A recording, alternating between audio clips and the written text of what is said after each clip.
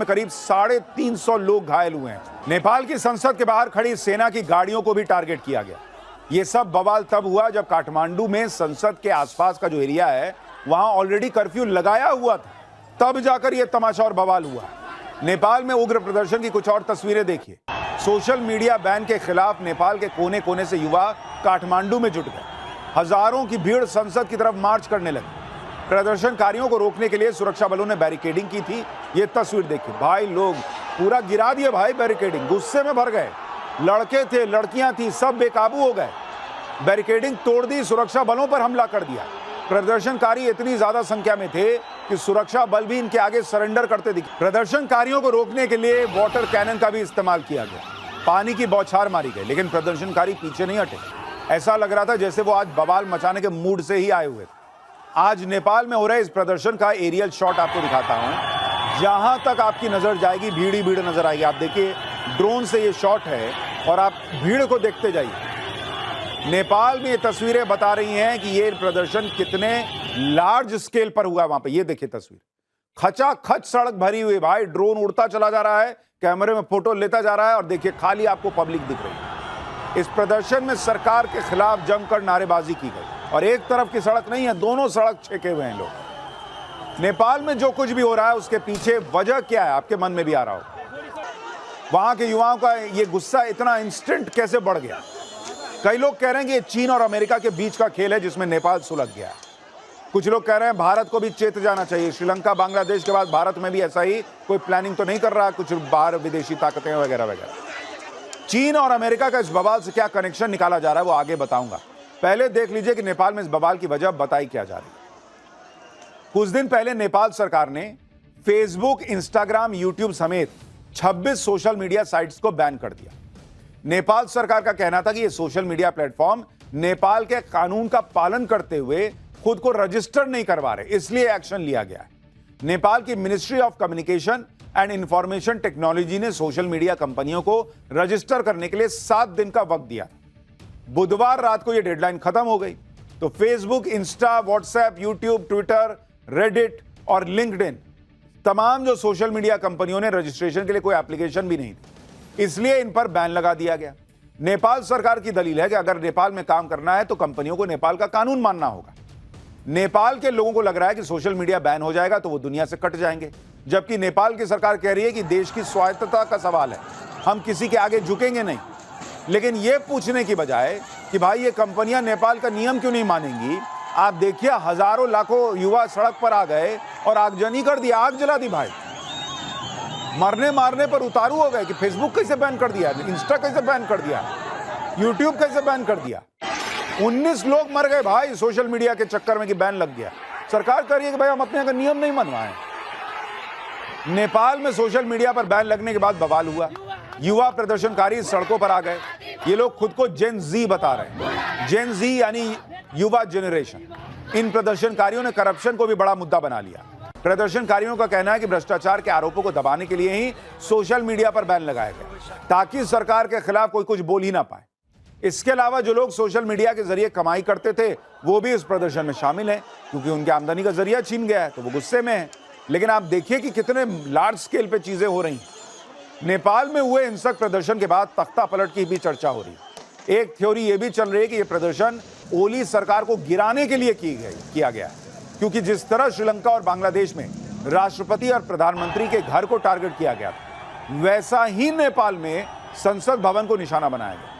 प्रदर्शनकारियों के टारगेट पर राष्ट्रपति भवन, उपराष्ट्रपति का घर और प्रधानमंत्री ऑफिस भी हो सकते हैं कहा जा रहा है। इसलिए काठमांडू में कर्फ्यू का दायरा बढ़ा दिया गया है, क्योंकि वहां उनको लग रहा है कि भाई ये बिल्कुल बांग्लादेश और श्रीलंका वाला मामला लग रहा है।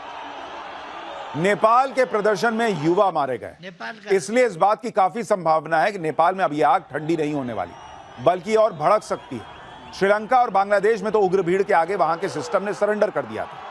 वहां राष्ट्रपति और प्रधानमंत्री को देश छोड़कर भागना पड़ गया।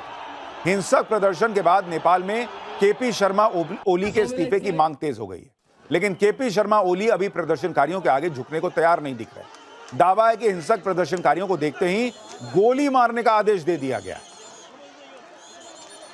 आप देखिए इसको, इस लड़के को देखिए भाई, इसको गोली लगी हुई है कहा जा रहा है। देख रहे हैं पूरा इधर गोली लगी, पट्टी उट्टी हुई है, मुंह में पट्टी लगी हुई है, और भाई जो है वहां पे लीड कर रहा है भीड़ को। इतने गुस्से में है लोग, कहा जा रहा है। नेपाल में जो कुछ हो रहा है उसे अमेरिका और चीन की वर्चस्व की लड़ाई से भी जोड़कर देखा जा रहा है, क्योंकि नेपाल में अभी जो केपी ओली शर्मा हैं उन्हें चीन का करीबी माना जाता है। उन्होंने जिन सोशल मीडिया प्लेटफॉर्म को बैन किया उससे ज्यादातर अमेरिकी कंपनियां ही प्रभावित हुई हैं, जबकि टिकटॉक, वाइबर, विटके, निम्बस और पोपो जैसी सोशल मीडिया साइट्स पर कोई बैन नहीं लगाया गया। ये सारी चीन की सोशल मीडिया कंपनियां हैं। दावा है कि इन कंपनियों ने नेपाल के कानून के मुताबिक खुद को रजिस्टर करवा लिया था, इसलिए ये बैन से बच गई। जबकि दूसरी थ्योरी ये है कि क्योंकि केपी शर्मा ओली जो है वो चीन के करीबी हैं, इसलिए उन्होंने नेपाल में अमेरिकी कंपनियों का शटर डाउन कर दिया और इसी वजह से यूट्यूब, फेसबुक, इंस्टाग्राम बैन करवा दिया गया, जबकि चाइनीज ऐप्स पर कोई एक्शन नहीं हुआ। इस वजह से ये थ्योरी भी चलने लगी कि कहीं नेपाल में इन प्रदर्शनों के पीछे अमेरिका का हाथ तो नहीं है, क्योंकि इससे पहले आपको याद होगा बांग्लादेश में भी अमेरिका के डीप स्टेट का हाथ होने की बातें कही जाती रही। चीन की भी नेपाल में बहुत दिलचस्पी है, इससे कोई इनकार नहीं कर सकता। नेपाल की सीमा भारत के साथ साथ चीन से भी लगती है। पिछले कुछ सालों में चीन तेजी से नेपाल को अपने पाले में करने में लगा हुआ है। साल 2016 में चीन ने नेपाल को तीसरे देश से व्यापार करने के लिए अपने बंदरगाहों का इस्तेमाल करने की इजाजत दी थी। चीन का मकसद यह था कि नेपाल भारत पर अपनी निर्भरता कम करे। इस समझौते के अगले ही साल यानी 2017 में नेपाल की सरकार ने चीन के साथ बेल्ट एंड रोड इनिशिएटिव पर साइन कर दिया। चीन के इस प्रोजेक्ट पर गरीब और विकासशील देशों को कर्ज जाल में फंसाने का आरोप लगता रहा है। जैसे पाकिस्तान के नहीं साथ किया कि तुम पैसा लो, मेरा चलने दो काम, पाकिस्तान बिक गया। वही नेपाल के साथ हो रहा है, ये कहा जाने लगा।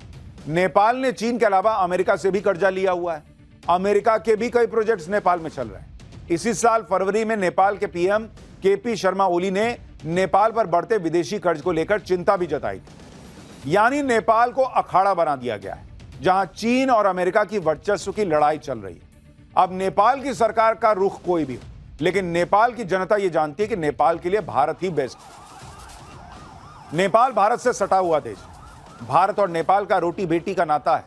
भारत और नेपाल के बीच गहरे सामाजिक सांस्कृतिक संबंध है, इसलिए नेपाल में कुछ भी उठापटक होती है तो उसका इंपैक्ट भारत पर पड़ेगा ही पड़ेगा।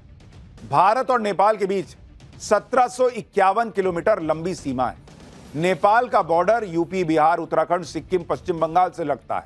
अगर नेपाल में अस्थिरता बढ़ेगी, भारत विरोधी ताकतें हावी होंगी, तो भारत में आतंकियों की घुसपैठ, ड्रग्स तस्करी, नकली नोटों की तस्करी का खतरा बढ़ जाएगा। इसलिए नेपाल के हालात सीधे सीधे भारत की सुरक्षा को भी प्रभावित करते हैं। आप बांग्लादेश का उदाहरण याद कीजिए ना बॉस। पिछले साल बांग्लादेश में जो तख्ता पलट हुआ था, उसका असर अभी तक भारत झेल रहा है। बांग्लादेश में भारत विरोधी ताकतों के हावी होने से वहां पाकिस्तान बांग्लादेश से मेलजोल बढ़ाने का प्रयास कर रहा है। भारत के लिए तनाव की बात इसलिए भी है क्योंकि नेपाल में ये प्रदर्शन ऐसे वक्त में हो रहे हैं जब नेपाल ने भारत से सीमा विवाद छेड़ा हुआ है।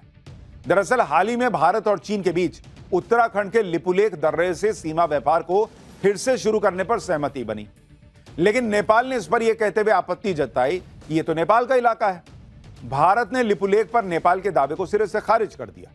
हालांकि इस मुद्दे पर चीन ने नेपाल का साथ नहीं दिया और इस विवाद से दूरी बना ली। नेपाल के पीएम ने एससीओ समिट के इतर चीन के राष्ट्रपति शी जिनपिंग से मुलाकात की और इस मुलाकात में नेपाल ने चीन के राष्ट्रपति से कहा कि अरे बॉस, लिपुलेख नेपाल की जमीन है, आप कैसे उधर डील कर लिए भारत से।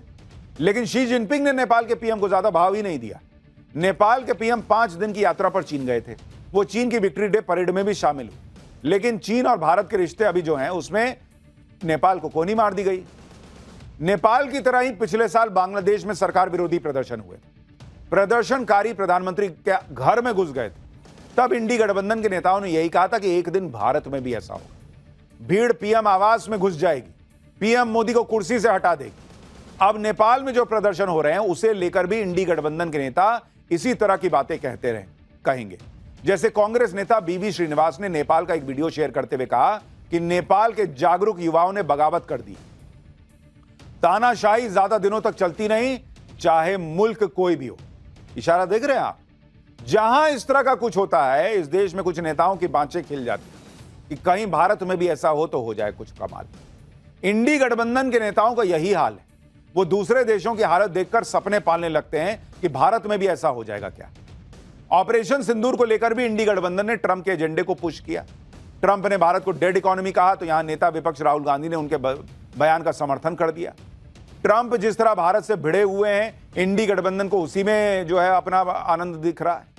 हालांकि ट्रंप ने भारत और पीएम मोदी के प्रति अपने रुख को थोड़ा नरम किया है, लेकिन ट्रंप के करीबी अभी भी भारत को टारगेट कर रहे हैं। जैसे ट्रंप के ट्रेड सलाहकार पीटर नेबोरो ने कहा है कि यूक्रेन युद्ध से पहले भारत रूस से ज्यादा तेल नहीं लेता था, यह सब पैसे के लिए हो रहा है, वहां लोग मर रहे हैं, शर्म आनी चाहिए। इसी तरह अमेरिका के वित्त मंत्री स्कॉट बेसेंट ने कहा कि अगर अमेरिका और यूरोपीय संघ रूसी तेल खरीदने वाले देशों पर और प्रतिबंध लगाते हैं, सेकेंडरी टैरिफ लगाते हैं, तो रूसी अर्थव्यवस्था पूरी तरह से चरमरा जाएगी और राष्ट्रपति पुतिन को बातचीत की मेज पर आना पड़ेगा। इधर ट्रंप के करीबी भारत को टारगेट कर रहे हैं, उधर भारत भी अपने तरीके से अमेरिका को जवाब दे रहा है। जिस ब्रिक्स से ट्रंप बहुत चिढ़ते हैं, आज उस ब्रिक्स की ऑनलाइन बैठक हुई थी, जिसमें रूस की तरफ से पुतिन, चीन की तरफ से शी जिनपिंग और भारत की तरफ से विदेश मंत्री एस जयशंकर शामिल हुए। ट्रंप के टैरिफ वॉर के बीच यह बैठक हुई और इस बैठक में दो देश ऐसे हैं जिस पर सबसे ज्यादा टैरिफ लगा हुआ है, भारत और ब्राजील। इस बैठक में भारत और चीन दोनों ने अमेरिका की टैरिफ वाली मनमानी का तगड़ा जवाब दिया। चीन के राष्ट्रपति ने कहा कि एक देश जो लगातार ट्रेड और टैरिफ वॉर कर रहा है, जिससे ग्लोबल अर्थव्यवस्था और ट्रेड पर असर पड़ रहा है, ब्रिक्स के देशों को मिलकर काम करना होगा। हम जितना करीब होकर असरदार तरीके से काम करेंगे, उतना ज्यादा हम बाहरी खतरों और चैलेंज से निपट पाएंगे। यानी चीन ने खुला ऐलान कर दिया बॉस कि आप कॉड वर्ड भूलिए, अब ब्रिक्स की बात कीजिए, हम मिलकर काम करेंगे, ट्रंप कुछ नहीं कर पाएगा। ब्रिक्स की बैठक में भारत के विदेश मंत्री एस जयशंकर भी थे, उन्होंने भी इशारों में अमेरिका को ठोक दिया और ब्रिक्स देशों की एकजुटता पर जोर दिया। सुनिए एक बार एस जयशंकर को, फिर आपको बताता हूं ये ज़ेलेंस्की क्या कूद रहा है आजकल।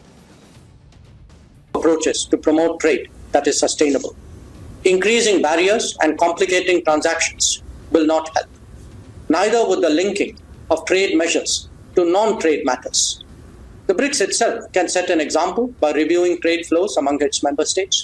Where India is concerned, some of our biggest deficits are with BRICS partners, and we've been pressing for expeditious solutions. Trump की धमकियों को ठेंगा दिखाते हुए भारत, रूस और चीन से भी बात कर रहा है, ब्रिक्स को भी मजबूत कर रहा है। दूसरी तरफ जिस यूक्रेन युद्ध के लिए ट्रंप भारत से भिड़ रहे हैं, उस यूक्रेन का हाल देख लीजिए। यूक्रेन के राष्ट्रपति ज़ेलेंस्की एक तरफ यूक्रेन युद्ध रुकवाने के लिए पीएम मोदी को मदद मांगने के लिए फोन कर रहे हैं और दूसरी तरफ भारत पर टैरिफ लगाने का समर्थन कर रहा है। भाई ज़ेलेंस्की से एक इंटरव्यू में भारत को लेकर सवाल किया गया तो ज़ेलेंस्की ने कह दिया कि रूस से डील करने वाले देशों पर टैरिफ लगाना सही आइडिया है, यही सब करता है इसलिए इसका देश बर्बाद हो रहा है। इसको पता ही नहीं है कि करना क्या है, कभी इधर कभी उधर। अब ज़ेलेंस्की के इस बयान की बहुत आलोचना हो रही है क्योंकि यूक्रेन तो खुद भारत के जरिए रूस का तेल खरीद रहा है। भाई तो तुम किस मुंह से बोल रहे हो? पहले तुम भारत से तेल लेना बंद करो। तुमको बहुत आग लगी है कि भारत पर ठीक टैरिफ लग रहा है, तो भाई तुम भारत से जो तेल लेते हो बंद करो। वही तेल लेके और तुम रशिया पर अटैक कर रहे हो और कह रहे हो भारत को ज्ञान देने निकले हो। लेकिन भारत अपने हिसाब से चल रहा है। हाँ, यह जरूर है कि पड़ोस में जो हो रहा है उस पर भारत की नजर बनी हुई है और यह भारत के लिए चिंताजनक भी है कि पहले श्रीलंका, फिर बांग्लादेश और अब नेपाल में ऐसा हो रहा है। लेकिन नरेंद्र मोदी देश के अंदर पूरा मामला टाइट किए हुआ, अगला चैप्टर उसी का है। राहुल चल दिए छुट्टी मनाने और उधर पीएम मोदी ने देश का पैसा लूटने वालों की छुट्टी करने वाला धमाका कर दिया। किस मीटिंग में सबसे पिछली लाइन में जाकर बैठ गए पीएम मोदी और कल जो उपराष्ट्रपति का चुनाव होना है उसमें क्या खेला होना है, कि अब इसके बारे में आपको बताता हूं।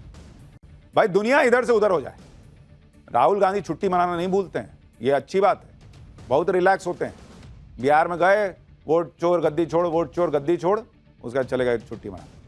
बिहार में वोट चोरी का कैंपेन करते करते अचानक राहुल गांधी के बारे में पता चला, अरे बॉस ये तो छुट्टी चला मनाने निकल ली। जबकि यहां उपराष्ट्रपति का चुनाव है कल, इंडी वाले लगे पड़े हैं कि मोदी के कैंडिडेट को कैसे हराना है। राहुल गांधी की तस्वीरें आ रही है मलेशिया में घूमते हुए।